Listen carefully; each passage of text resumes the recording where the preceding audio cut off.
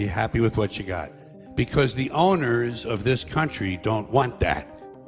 I'm talking about the real owners now.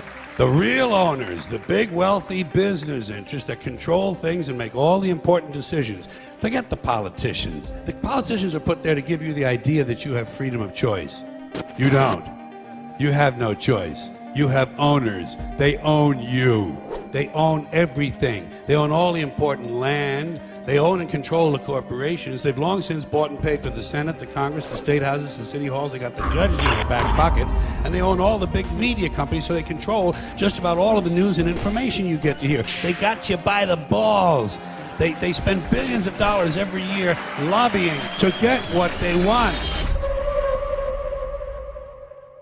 Well, we know what they want. They want more for themselves and less for everybody else. But I'll tell you what they don't want. They don't want a population of citizens capable of critical thinking. They don't want well-informed, well-educated people capable of critical thinking. They're not interested in that. That doesn't help them.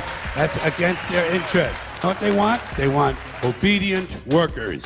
Obedient workers. People who are just smart enough to run the machines and do the paperwork and just dumb enough to passively accept all these increasingly shittier jobs with the lower pay, the longer hours, the reduced benefits, the end of overtime, and the vanishing pension that disappears the minute you go to collect it. And now they're coming for your Social Security money. They want your fucking retirement money. They want it back so they can give it to their criminal friends on Wall Street. And you know something? They'll get it. They'll get it all from you sooner or later because they own this fucking place. It's a big club, and you ain't in it.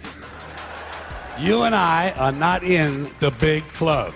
And by the way, it's the same big club they use to beat you over the head with all day long, where they tell you what to believe all day long, beating you over the head in their media, telling you what to believe, what to think, and what to buy. The table is tilted, folks. The game is rigged. Nobody seems to notice.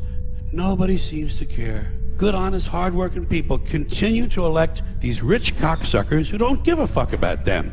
It's called the American dream because you have to be asleep to believe it. Human beings are nothing more than ordinary jungle beasts, savages, no different from the Cro-Magnon people who lived 25,000 years ago in the Pleistocene forest eating grubs off of rotten logs. No different. Our DNA hasn't changed substantially in 100,000 years. We're still operating out of the lower brain, the reptilian brain, fight or flight, kill or be killed. Now, we like to think we've evolved and advanced because we can build a computer, fly an airplane, travel underwater. We can write a sonnet, paint a painting, compose an opera. But you know something? We're barely out of the jungle on this planet. Barely out of the fucking jungle. What we are is semi-civilized beasts with baseball caps and automatic weapons. It just seems to me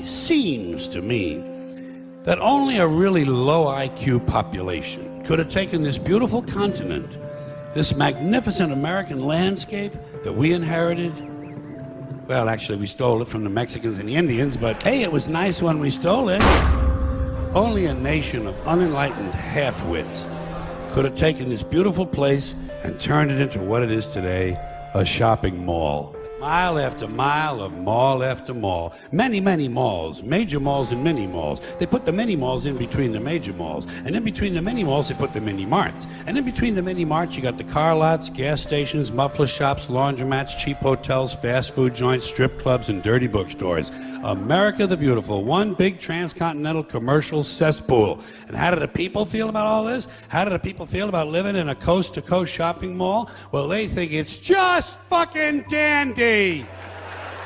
They think it is cool as can be because Americans love the mall. They love the mall. That's where they get to satisfy their two most prominent addictions at the same time, shopping and eating. We got to be the most interesting critters on the planet. And then we wonder why a UFO doesn't just land and say hello.